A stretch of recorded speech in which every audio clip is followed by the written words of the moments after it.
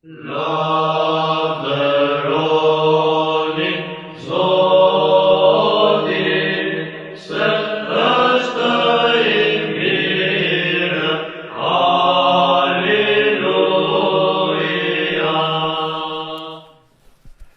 Tema që do të bëjmë sot ka lidhje me familjen, por ne kemi folur një herë tjetër për rolin e gruas në familje. Tani do të flasim për rolin e burrit të krishterë në familje si ikona e Krishtit. Pra, kjo është një temë me rëndësi, sepse familja e krishterë përbëhet nga burri dhe gruaja. Dhe një pyetje, cili është roli I burrit të krishterë në familje, sepse sot në këtë botë moderne po ndryshohen jo vetëm rolet dhe funksionet, por ka një ndryshim të pozicioneve të burrit dhe të gruas në familje, dhe këto po ndikojnë edhe tek familjet e krishterë. Prandaj është shumë e rëndësishme që duke mbështetur në shkrimin e shenjtë, duke mbështetur tek etrit e kishës, tek katekizmi I kishës, të tregojmë kush është roli I burrit në këtë familje, sepse ndonjëherë keq kuptohet, sikur burri është një autokrat në familje, ai ka të drejtën të sundojë dhe të gjithë të binden, por nuk është kështu.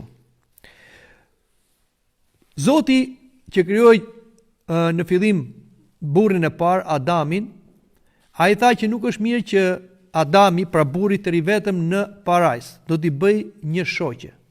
Dhe kështu e vuri në gjumë, dhe nga brinja e Adamit Zoti krijoi një tjetër njeri, po të gjinie tjetër, që është gruaja e parë. Prandaj kur Adami u zgjua nga gjumi, ndjeu se Zoti kishte marrë prej mishit të tij, prej kockës së tij, dhe kishte krijuar trupin e një tjetër njeriu që u quajt grua ose Eva dhe përkthehet nëna e gjallëve.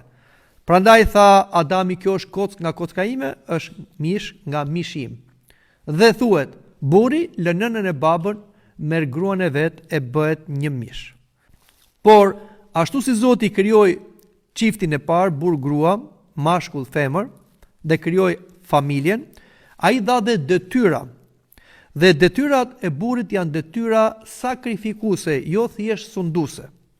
Shikoni çfarë thotë në shkrimin e shenjtë Apostull Pavli. Pse I referohemi Apostull Pavlit, që është pjesë e dhjatës së re dhe nuk referohemi në dhjatën e vjetër. I referohemi dhjatës së re sepse në dhjatën e vjetër, mbas Adamit, ndryshuan pozicionet e harmonisë të burrit me gruan, sepse dim që gruaja mëkatoi e para, ajo shtivi në tundim, në ngasje dhe në mëkat të burrin, dhe kështu humbi ajo barazia mes burrit dhe gruas dhe filloi sundimi I burrit ndaj gruas, ashtu si thuhet edhe në shkrimin e shenjtë, që Zoti thot gruas, nga dëshirimi që do kesh për burrin, ai do të tiranizoj. Por me ardhin e Zotit Jezu Krisht, u ndryshua gjithë kjo disbalancë ndërmjet burrit dhe gruas, dhe Zoti vendosi barazin te burri dhe gruaja. Prandaj dhe I referohemi Apostull Pavlit të rregullt që ai vendosi në familje. Dhe Apostull Pavlit duhet dim se quhet dhe goja e Krishtit. Shikoni çfarë thot ai.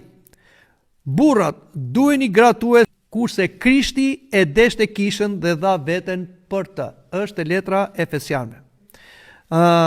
Dhe Shën Joan Gojarti, një tjetër shenjtor I madh I shekullit të 4, I cili kishte një frymëzim nga vetë Apostull Pavli, thot, a dëshirojnë që gruaja jote të bindet si kisha Krishtit, kujdesu për të ashtu si Krishti për kishën.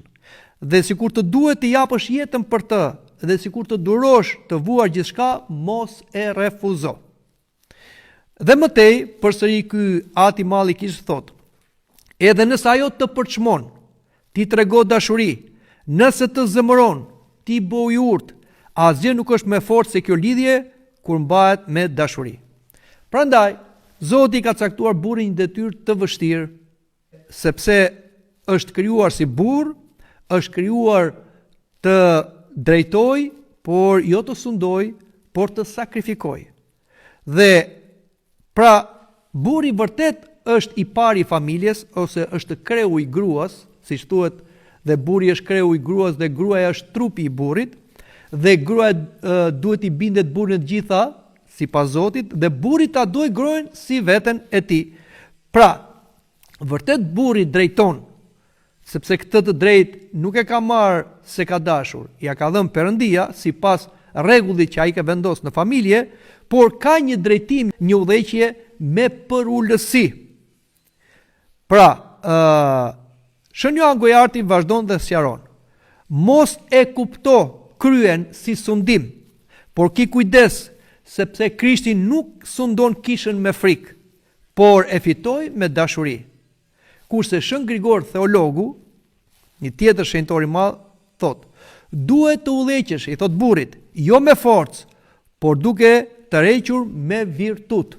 Pra, vërtet gruaja do t'i bindet burrit në të gjitha sipas Zotit, jo në tekat e burrit, por kur burri i bën detyrat që i ka caktuar Zoti dhe zbaton porositë e Zotit dhe udhëheq gruan dhe familjen, dhe gruaja duhet ta dëgjoj burrin dhe ta frymëzoj burrin, por ky nuk është një sundim arbitrar, sepse keq kuptohet kjo, dhe disa krishterë thonë ja, vetë në Bibël shkruhet që gruaja duhet i bindet burrit në të gjitha, por harrojnë detyrën primare, që gruaja të bindet në të gjitha, duhet që ta dashurosh gruan përmbi veten tënde, pra t'i japësh jetën për gruan. Siç thotë Shën Paisa Gjoriti, edhe një mace, një kotele, nëse ti nuk e përkëdhele, ai nuk të afrohet. Aq më tepër, edhe gruaja, ku nuk shikon dashuritë e burri, sakrificën e burri, patjetër ajo nuk bindet. Mund të bindet edhe nga frika, po kjo nuk është një bindje e dobishme, sepse frika nuk funksionon në një marrëdhënie burr-grua ku ata janë mish. Aty duhet funksionoj dashuria.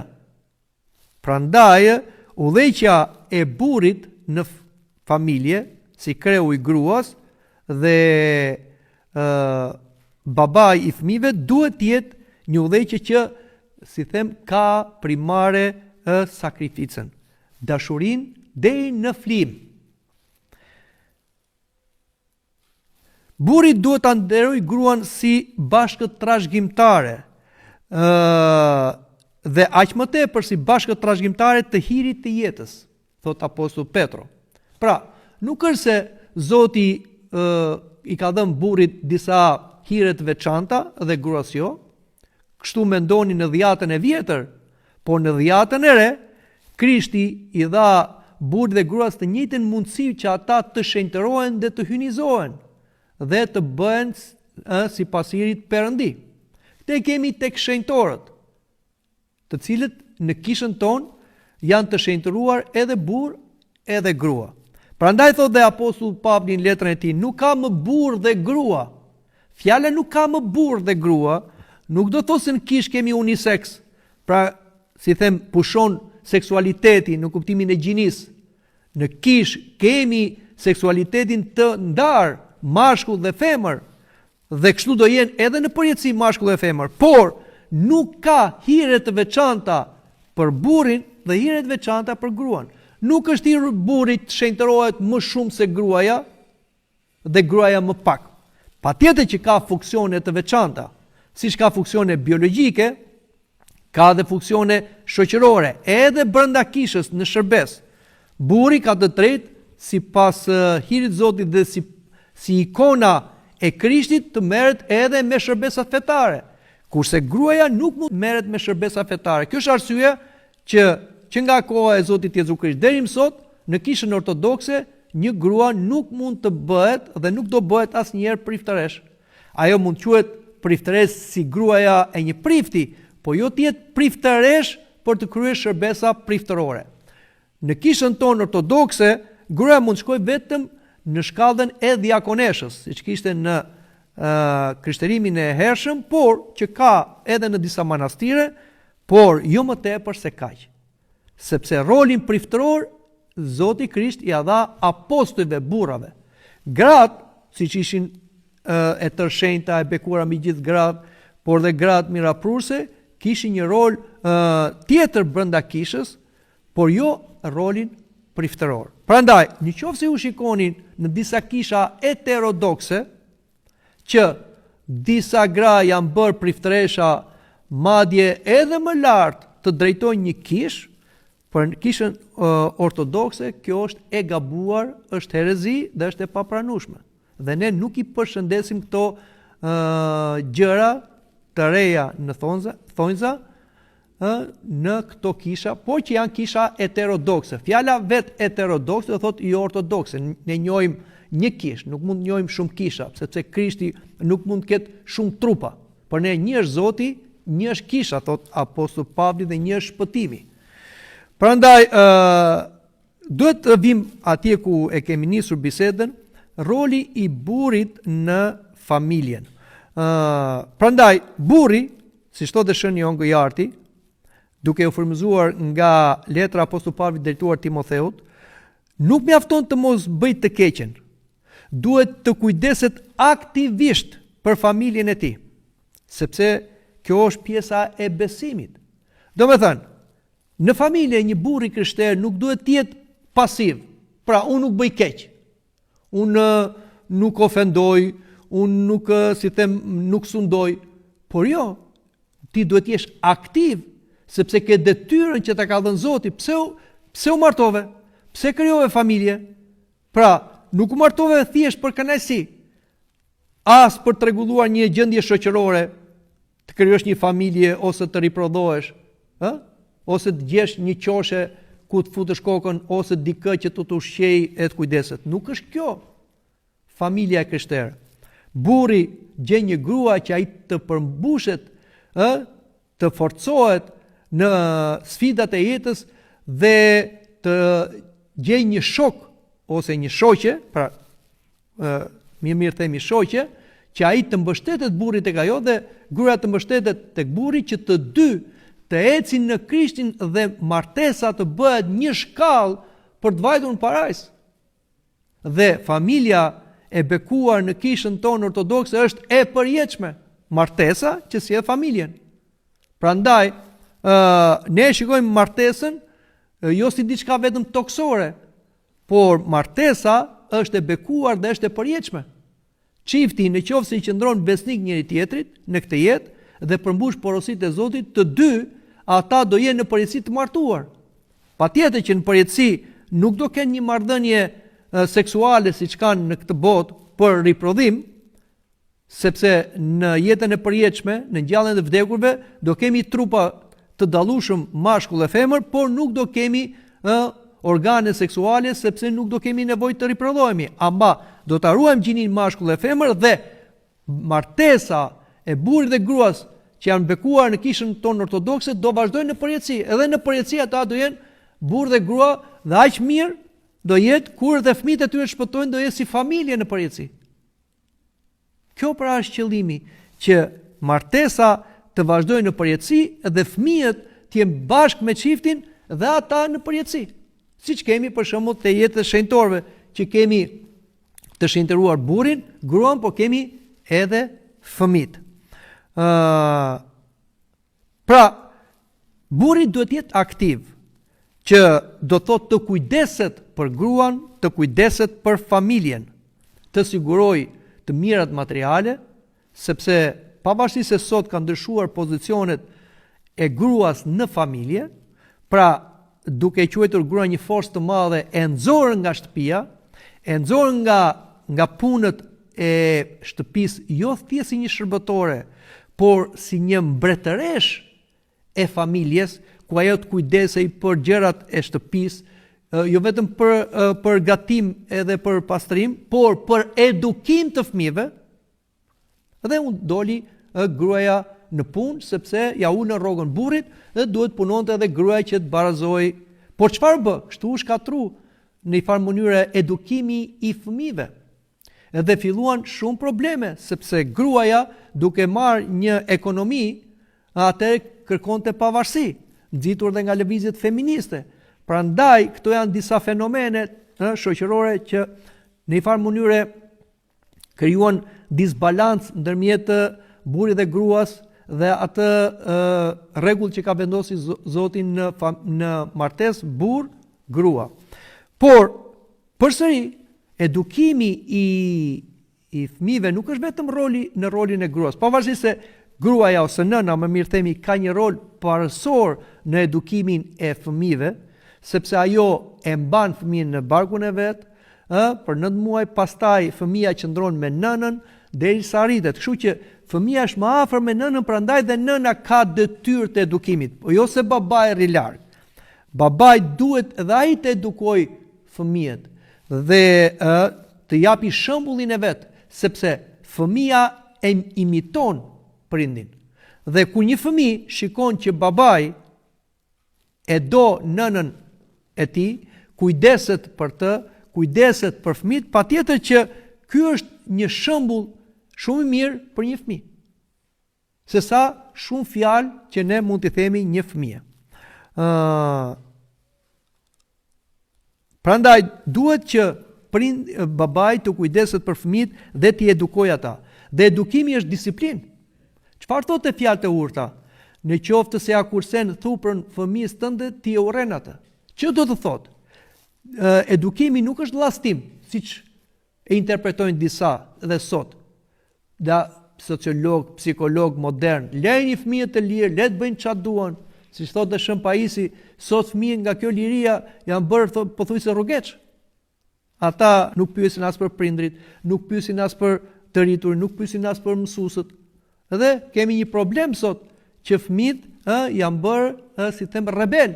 Pse? Nga ajo liri, nga mungesa e disiplinës. Por ne nuk do të bijem pre e këtyre mësimeve të gabuara që duan të çthurin familjen, ne familjen do të arrisim me disiplinë. Patjetër që fëmia duhet qortuar për korrigjim. Jo me zëmërim, por për korrigjim. Dhe kështu fëmia do të mësohet me disiplinë. Nëse një fëmijë nuk e respekton baban e vet, nuk e ka frikë babain e vet në kuptimin e mirë, nuk e do nënën e vet, po këtë marrëdhënie do ketë edhe me Zotin, edhe me hylincën. Edhe nëse nuk ka respekt fëmijët për njëri tjetrin, kështu do kenë marrëdhënie me shenjtorët. Familja është një kish. Dhe brenda asaj familje kemi role që imitojmë rolin e Zotit, të shëmërisë dhe shenjtorëve. Pra, rolin e Krishtit e imiton babai, rolin e tërshendës e imiton nëna, rolin e shenjtorëve e imitojnë vëllezërit dhe motrat. Prandaj duhet të kemi një disiplinë, siç është edhe në kish. Edhe në kish ka hierarki, ka rregull. Prandaj nuk duhet të lërë një baba, një familje të shturur pa disiplinë, thjesht duke qenë pasiv. Por babai duhet të përballojë dhe luftën shpirtërore. Lufta shpirtërore është një luftë e vështirë, sepse në një luftë armiku godet atë që është generalin. Po goditi generalin, gjithë ushtria shturet. Dhe armiku i padukshëm, djalli që urren familjen e krishterë, martesën e krishterë, godet burrin. Që ta godasi burrin, ta nxjerrë jashtë loje burrin, që të shturi dhe gruan dhe të rebelojë dhe fëmijët. Prandaj burri ka një luftë shpirtërore, që gruaja duhet ta kuptojë këtë. Dhe shikoni çfarë thotë Shën Maksim Rrëfysi. Ai që ka fituar mbi pasionin e tij është më i madh se ai që pushton një qytet. Burri nuk është prejekuri. Është me mish dhe me gjak që ka dobësitë e veta, pasionet e veta, dhe ai do të bëj luftë edhe për veten e vet, që të qëndrojë, por duhet bëj luftë që të mbrojë edhe gruan dhe fëmijët. Prandaj ka një luftë. Dhe në këtë luftë do ta ndihmoj edhe gruaja, edhe e kundërta, burri të ndihmoj edhe gruan. Prandaj burri duhet të kërkojë ndihmën e Zotit, të përballojë tundimet dhe pasionet dhe fitoj paqen. Se si do qeverisë ai nëse nuk ka paqe? Shikoni çfarë thot një tjetër shenjtor. Shën Serafimi Sarovit, fito paqen brenda teje dhe mira do shpëtojnë rreth teje. Pra, sot kemi shpeshherë konflikte ndërmjet burrit dhe gruas. Flasim në familjet krishtere, po flasim se ato familje tjera bëjnë çfarë të duan. por ne themi familjet e krishtera, sepse burri nuk ka paqe në shpirt. Është i trazuar. Dhe kur s'ka i paqe në shpirt, patjetër si do kërkoj paqen te gruaja, si do ta kërkoj paqen te fëmia. Edhe çfarë është? Është një gjë e trazuar. Një shtëpi që lufton brenda vetes vet është e destinuar të shkatërrohet. Dhe përgjegjësia i bie burrit, sepse ai është pra kryetari i kësaj familje, kreu i kësaj familjes. Prandaj ai duhet të ketë paqe në veten e vet, që të drejtojë me paqe dhe të gjithë bën paqësor. Prandaj Shën Johan Gojarti na thot, nuk ka asgjë më të fortë se një burr që jeton me virtut në familjen e tij.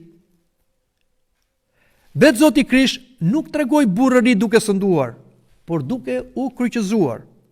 Prandaj, a është i gatshëm një burr i krishter, të pranoj gabimet e veta, se s'është i përsosur, të jetë i gatshëm të fali gabimet e gruas dhe fëmijëve, por dhe të kërkoj falje kur ai gabon, të duroj, dhe a është i gatshëm të japi jetën për familjen? Patjetër që çdo kush mund të thotë, po unë e bëj këtë. Por nuk mjafton vetëm me fjalë, duhet me vepra. Dhe atëherë vijnë probleme në familje. Si do ta trajtosh ti familjen? Si do bësh një konflikt me gruan, çfarë do thuash? Ik ti andej, unë këtej. Po kjo është disfat. Dhe fundja fundit, nëse ti e humbet këtë luftë në shtëpi, pra bësh disfatist, kush do humbasi? Familja jote. Do humbasësh gruan tënde, do humbrasësh fëmijët e tu. Prandaj si mund të përligjesh duke thënë, bëj çfarë duash, unë s'merrem me ty, ti punën tënde, unë punën time. Tregojnë që ky burr nuk e kupton se gruaja nuk është diçka e huaj, është mishi i tij. Dhe fëmijët nuk janë të tjerëve, janë të atij. Dhe në qoftë se pritet një pemë, edhe ato frutat thahen dhe shkatrohen. E njëjta gjë është dhe me familjen. Qoftë se divorcohet burri me gruan, vuajnë fëmijët. Prandaj nuk është problemi që ta lësh betejën, duhet të luftosh që të fitosh. Ky është burri i vërtet. Por nuk mund të luftoj me arrogancë. Duhet luftoj ashtu si Krishti luftoi, me porulsi, me dashuri flijuese. Dhe këtë e bëri sepse jo se ai ishte i dobët, por Krishti nga dashuria për të shpëtuar njerëzimin dhe për kishën e tij, që është nusja e Krishtit, pranoi edhe vdekje deri në vdekje kryqi. Ky është një burr i vërtet i krishter, i cili edhe pse ka të drejtë ndonjëherë, edhe pse ka autoritet, edhe pse ka pushtet, edhe pse ka ekonomi, edhe pse ka fuqi, prap ai nuk duhet të sidhet si një autokrat dhe t'i japi urdhra, pusho, mbylle, bëje gruas vet rreth parë, sepse kështu kërkon të sundoj. Jo, nuk është kjo zgjidhja. Sepse tham që gruaja edhe mund bindet, edhe nga frika, edhe nga interesi, dhe mund si edhe me hipokrizi, por do t'ja nxjerrë më vonë. E para çfarë do t'i bëj? Do akmerret. Fatkeqësisht, gruaja është në natyrë, jo në natyrë si krijesë, por në si them, është një pikë e dobët që djalli e shfrytëzon, siç shfrytëzoi Evën për të luftuar Adamin. Dhe gruaja trashëgonte nga Eva dobësitë e Evës, e cila kishte brenda dëshirën për të sunduar burrin dhe u tregua si them hipokrite me burrin. E mashtroi burrin, se hëngri frutin vet, e tundoi me lajgat e saj dhe burrin që thante ta shtinte datë në mëkat. Se tha, pse vetëm unë, edhe ky. Por gratë i trashëgojnë këto, siç trashëgojmë dhe neve, edhe budallëkun dhe dobësinë e Adamit në burrat, që në vend që ti bindemi Zotit, që shpëtojmë veten dhe gruan, shpeshherë dëgjojmë gruan dhe lëm Zotin. Edhe themi, pse na ushtur familja, pse u arritëm kështu? Po ne prishëm marrëdhënie me Zotin, po prishëm marrëdhënie me Zotin mbaroj çdo gjë. Dhe prandaj një grua dhe mund të binden nga frika dhe nga hipokrizia, por do ta përdori ligu pasaj të tërëzojë. Dhe çfarë bën një grua zakonisht? Dhe kjo është një keqje shumë e madhe që bën një grua, por përgjithësi ka burri. Pra ajo dëmton fëmijët. I bën fëmijët për veten e vet. Krijon aleancë me fëmijën e vet dhe në burrin veçantë. Se kështu kërkon të akmerret për atë sundimin e burrit. Nga që nuk i del dot përballë burrit, nuk është puna për fuqi fizike, por për rrethana, për marrëdhënie, për interesa, atëre bën fëmijët për vete. Dhe kështu çfarë ndodh? Burri del si një ishull në shtëpi.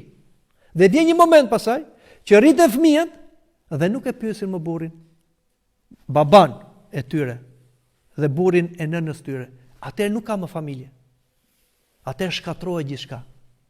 Por gabimi ka qenë i burrit që nuk ka ditur ta drejtoj dhe ta bëj për vete gruan. Dhe patjetër dhe gabimi i gruas që ka menduar me egoizëm vetëm për veten e saj. Pra shikoni se si janë të lidhura njëra me tjetrën. Dhe burri dhe gruaja kanë dobësitë e tyre. Dhe jeta është një shkollë. Që do me thënë që për shkak të dobësive u martuam. Në qoftë se ne do ishim të përsosur, nuk do kishim dobësi tona, nuk do të martoheshim. Por çfarë është martesa? Si simbolizohet ajo? Simbolizohet dhe me rrethin që e vëmë në gisht, burri dhe gruaja kur martohen. Për treguar se rrethi përbëhet nga 2 gjysma rrethi, që ato bashkohen bën një rreth plot, për treguar se burri është një gjysmë dhe gruaja është një gjysmë. Pra, të dy kanë dobësitë e tyre. Pra ndaj martohen që të plotësohen, të dy kanë nevojë për njëri tjetrin. Në qoftë se nuk e kuptojnë këtë burri me gruan, atëre ata nuk do ta ndjejnë nevojën për njëri tjetrin dhe do duket tjetri i huaj, bezdi. Si shpesh herë ndodh. Sepse secili e pranon veten sikur ai është rregull. Ai është i përsosur, ai zgabon kurse vetëm para tjetër gabon. Jo, nuk është kështu. Në një marrëdhënie burr-grua, në një konflikt, kontradikt, të dy kanë faj. Dikush më shumë, dikush më pak. Pra të dy duhet ulen, të dy ata duhet të diskutojnë, të dy duhet pranojnë gabimin dhe të dy duhet pajtohen që të rregullojnë. Për kë po e bëjnë? Për veten e tyre, për fëmijët e tyre, por mbi të gjitha dhe për Zotin, i cili do që atë që Perëndia bashkon njeriu mos ta ndaj. Dhe do shpëtimin jo vetëm çiftit, por dhe të fëmijëve, sepse Krishti thot, kush skandalist një nga këta fëmijët e mi, nga këta fëmijë që beson tek mua, nga këta e ka pak gurin e mullirit e mbytet. Sa prindër në konfliktet e tyre, madje edhe të krishterë, skandalisin fëmijët e tyre. Sepse ata bëjnë sherrë me njëri tjetrin, fëmijët i shikojnë, fëmijët i dëgjojnë, fëmijët i imitojnë dhe skandalisën fëmijët, të cilët nuk janë thjesht të çiftit, po janë të Zotit. Sepse ne nuk jemi pronar, ne jemi menaxher. Edhe humbasin fëmijët që janë të pafajshëm nga gabimet e prindërve, të burrit dhe të gruas. Prandaj janë gjëra shumë serioze këto që themi dhe duhet i kemi parasysh. Burri ka përgjegjësi. Burri ka një luftë që duhet ta fitojë. Burri ka një familje që duhet ta mbrojë. Burri ka një, si them, disa njerëz shumë të afër që duhet t'i ushqej, të kujdeset, pra duhet të përpiqet të gjejë të mira materiale. Kjo ka qenë detyra primare e një burri. Pavarësisht thash që sot ka ndryshuar. Por kjo nuk u mbet.